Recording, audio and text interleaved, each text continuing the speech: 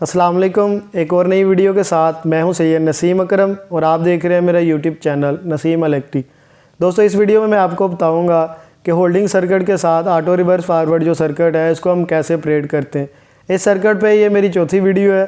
अपनी पहली 3 वीडियो में मैंने इसका कंट्रोल, पावर और कॉन्टैक्टर पे इसका जो कंट्रोल सर्किट है वो बना कर दिखाया था, जबकि इस वीडियो में मैं कंट्रोल सर्किट के साथ साथ पावर सर्किट बनाकर आपको दिखाऊंगा और उसके बाद इस सर्किट को ऑपरेट करके दिखाऊंगा कि ये सर्किट कैसे काम करता है।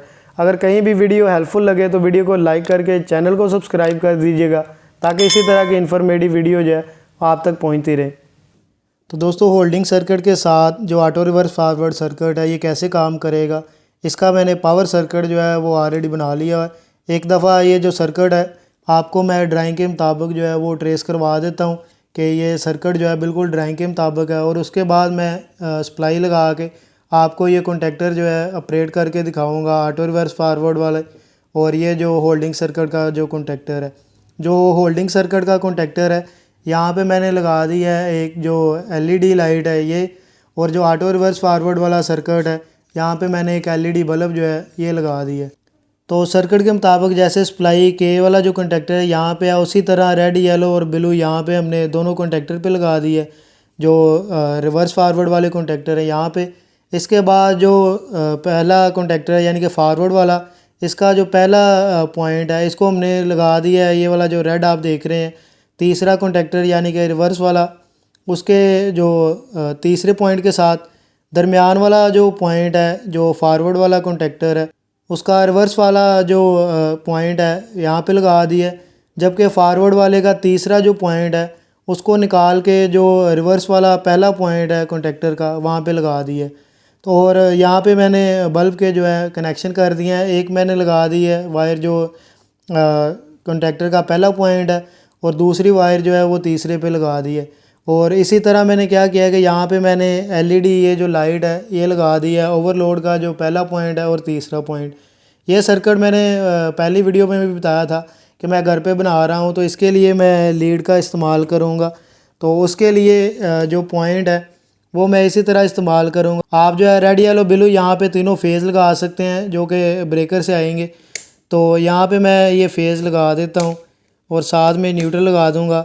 और इसी तरह मैंने आगे बल्ब और एलईडी ये भी आपको पता है कि 220 पे ऑपरेट होते हैं।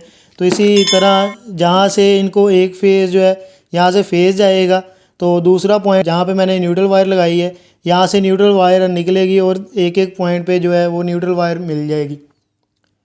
तो एक एक जो पॉइंट है यहाँ पे न्यूट्रल वायर मिल जाएगी और जो दूसरा एक पॉइंट है वहाँ पे फेज़ मिल जाएगा।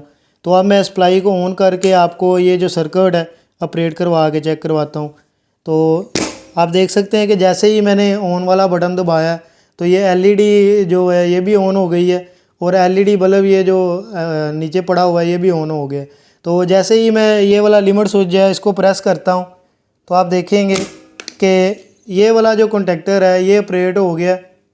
एक दफ़ा मैं ये आपको चेक करवा देता हूँ हाथ रख के।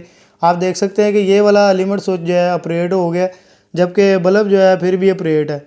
अब मैं दूसरा लिमिट स्विच जो है वो प्रेस करूँगा, ये वाला कॉन्टैक्टर जो है वो नॉर्मल हालत में आ जाएगा, जबकि ये वाला जो लिमिट स्विच है लग जाएगा, लेकिन उसके बावजूद जो है वो बल्ब जो है वो जलता रहेगा।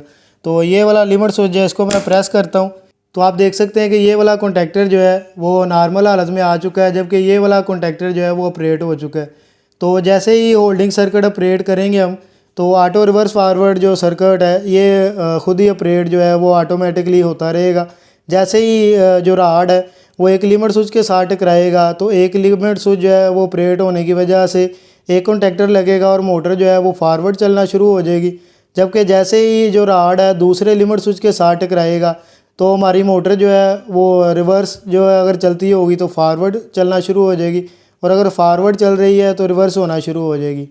तो दोस्तों, ये था होल्डिंग सर्किट को ऑटो रिवर्स फॉरवर्ड सर्किट के साथ कैसे ऑपरेट करते हैं। इसका पावर सर्किट अपनी पहली वीडियो में मैंने इसकी ड्राइंग जो कंट्रोल ड्राइंग है उसके बारे में बताया था, जबकि दूसरी वीडियो में इस सर्किट की जो पावर डायग्राम है उसके बारे में बताया था, और जो तीसरी वीडियो बनाई थी उसमें मैंने ये जो ऑटो रिवर्स फॉरवर्ड सर्किट है इसको होल्डिंग सर्किट के साथ कैसे ऑपरेट करते हैं इसका कंट्रोल सर्किट जो है कॉन्टैक्टर के ऊपर बना के दिखाया था।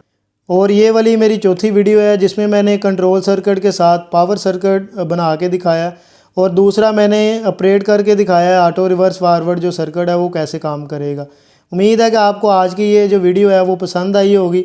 अगर वीडियो पसंद आई है तो वीडियो को लाइक करके चैनल को सब्सक्राइब कर दें ताकि इसी तरह की इन्फॉर्मेटिव वीडियो जो है वो आप तक पहुँचती रहे। आज की जो वीडियो है वो यहीं तक थी। अपना ख्याल रखिएगा। अल्लाह हाफिज़।